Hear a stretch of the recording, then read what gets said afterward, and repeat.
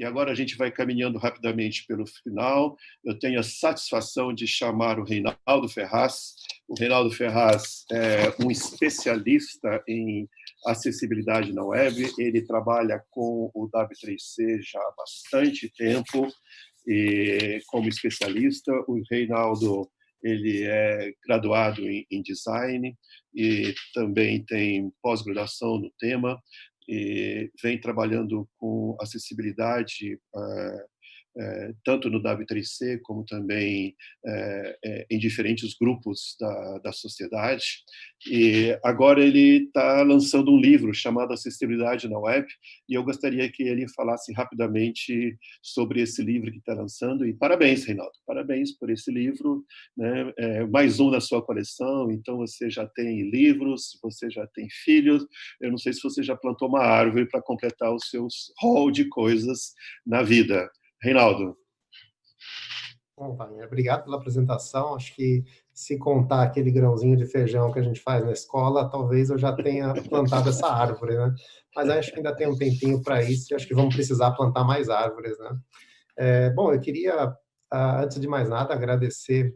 Tem muita gente a agradecer, inclusive você, Wagner, toda a equipe do seu web, acho que por todo esse envolvimento com acessibilidade, né? A gente percebe que isso é uma luta constante para a gente poder manter a acessibilidade como um tema relevante na sociedade, porque é muito fácil relegar o tema da acessibilidade para dizer que eu tenho um custo muito alto.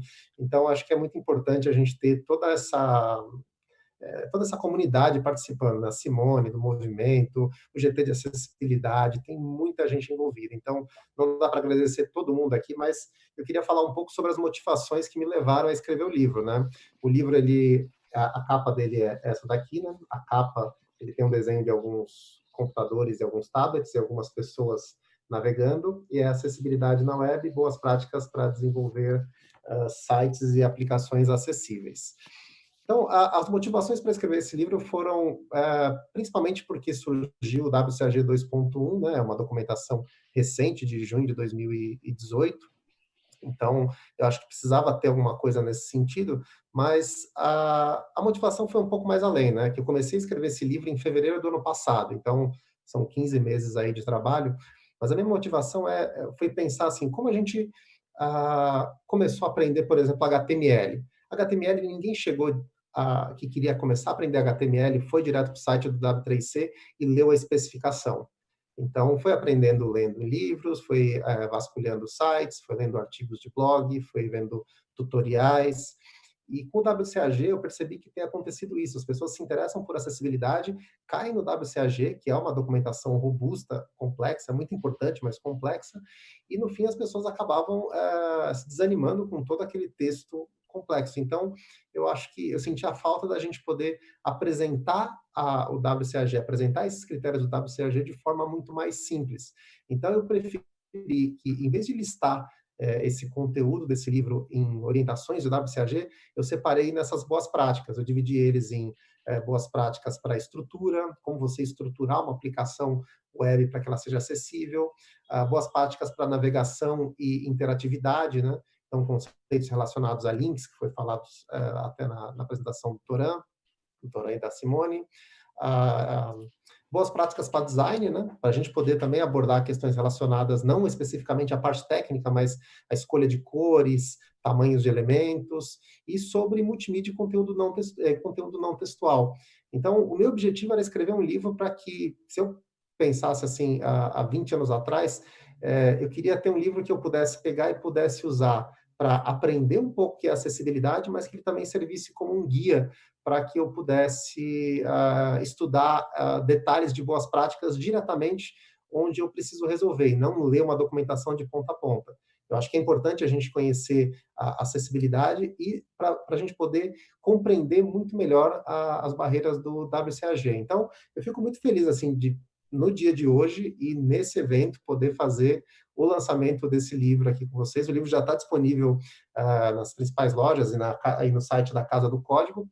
Por enquanto, ele só está disponível em versão digital, devido a essa questão da pandemia e tudo mais. A ideia é tê-lo impresso em breve, mas ele está disponível em formato para Kindle, EPUB, PDF e formatos acessíveis. Então, mais uma vez, eu queria agradecer ao Wagner, ao seu Web, a toda uma turma, a Leda, que escreveu o prefácio desse livro, a Thalita também, que me ajudou na revisão desse conteúdo. Então, eu estou muito feliz de poder hoje lançar esse livro aqui para vocês. E é isso, gente. Obrigado e vamos continuar trabalhando para a acessibilidade digital. Olha, Reinaldo, parabéns pelo livro, parabéns pela conquista, né, de mais uma semente que você está lançando. Você tem sido um cara, né, pioneiro nisso e realmente você é uma referência nesse assunto. E mais do que isso, agora você também é coordenador do grupo de acessibilidade da Associação Brasileira de Normas Técnicas. Então, mais um chapéu para você usar e mais trabalho, né, já que você tem pouco trabalho. Então, parabéns, né? Realmente fico muito satisfeito e você é um cara que mora no meu coração, com certeza. Parabéns mesmo, de verdade. Tá? E agora, para caminhando para o encerramento mesmo, vamos encerrar com meia hora além do previsto. Por umas rápidas pinceladas, a gente vai fazer assim um overview mesmo de quais são os próximos passos, né? Queria chamar a Simone, o Reinaldo e a Tatiana para poder falar um pouco, olha, vocês acabaram de lançar, colocar os seus filhos agora aqui no mundo, né? Esses lançamentos, né? São filhos que vocês colocaram. Bom, e agora, daqui para frente, quais são as suas principais ações e atividades nesse campo para melhorar a acessibilidade na web? Então, eu queria que vocês abrissem o microfone de vocês para vocês comentarem. E antes de vocês falarem alguma coisa, eu queria, de coração, agradecer muito a Drica e o Pedro, o Drica da área de eventos do NIC-BR e o Pedro, né, da área de infraestrutura. Queria agradecer muito por todo o suporte que eles estão dando para que isso acontecesse, toda a equipe de comunicação do NIC e toda a equipe de infraestrutura do NIC também, né, por ter ajudado a gente a tornar esse evento ao vivo, remoto, funcionando. Aos intérpretes de Libras, nosso maior agradecimento pela sua participação também. A gente é muito agradecido, né, porque nesse período de, né, de trabalho remoto, vocês estão em algum lugar ajudando a gente a tornar isso possível. Então, eu queria começar sobre os próximos passos, queria começar com a Tatiana, pode ser? Pode, claro. Vou começar, então, aqui fazendo referência ao dia de hoje, que é o Dia Global de Conscientização sobre Acessibilidade. Então, acho que eu começo com esse mote, né? Conscientização. E aqui eu faço referência, pensando em recomendações e próximos passos, eu faço referência às recomendações do GT, né, do GT de Acessibilidade Web, do seu web, que cita especificamente 2 pontos que eu acho que são muito relevantes nas discussões que a gente teve hoje. Um deles fala sobre educação, então sobre a importância de incluir esse tema nos currículos, né, nos currículos escolares, nos currículos de ensino superior, fundamental. E outro item que fala de capacitação não só na formação de professores, e com isso também a inclusão desse tema no currículo na formação de professores, mas a gente está falando também aqui de fiscalização, de órgãos do governo, então capacitação também de servidores públicos.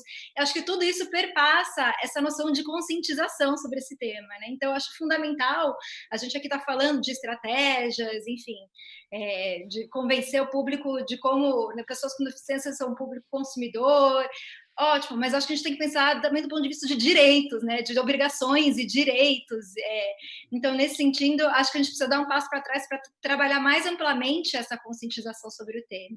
E aí, por fim, claro, falando da atuação especificamente do CETIC, que diz respeito à produção de dados, a gente precisa aumentar o número de dados produzidos sobre isso, sobre esse tema, sobre acessibilidade na web, sobre acesso às tecnologias para pessoas com deficiência, não só no Brasil, na região da América Latina, mas no mundo como um todo.